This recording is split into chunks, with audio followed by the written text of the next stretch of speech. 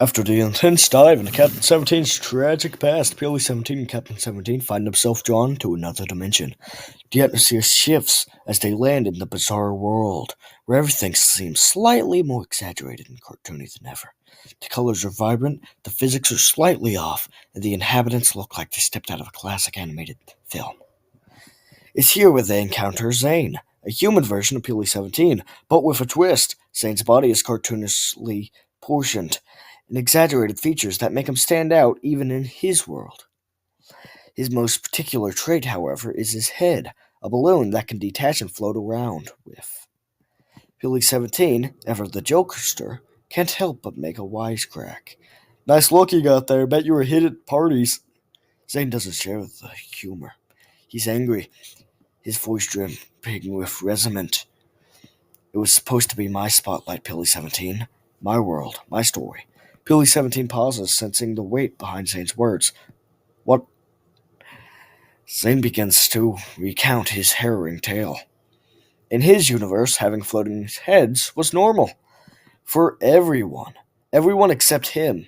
His head was a balloon, something he could detach at will, but it made him different. Despite that, he lived a relatively peaceful life with his two best friends, who had the usual floating heads. Then Peely ### arrived. Zane's voice grows darker as he describes how Peely's ### descended on his world, bringing nothing but destruction. The villain obliterated everything Zane knew and loved, leaving him with nothing. His friends, his universe, everything was burnt to the ground. But the worst part was that he couldn't die. His immortality, once a blessing, became a curse, as he was left to infinitely bleed and feel unimaginable pain. I was cursed to feel it all, Zane says, his voice trembling with rage. The pain, the loss, every moment, every single moment of it. And I couldn't do anything to stop it. I hate what happened to my world, peely17. I hate what he did, and I want revenge. peely17 listens, genuinely moved by Zane's story. He might be a jokester, but even he can't ignore the suffering he endured. Look, peely17 says, trying to find the right words, I get it, you've been through hell, and you want to make things right, but trust me, revenge isn't gonna fill that hole. Zane's eyes narrow. Maybe not, but it's all that I have left.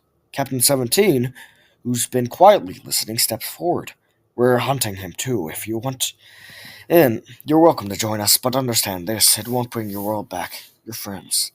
Zane hesitates, his balloon head bobbing slightly as he contemplates the offer. Finally, he nods, his expression hardening. I'm in, but if I get the chance, he's mine. peely17 shrugs, a half smile on his face. Fair enough, let's go find this overpowered maniac.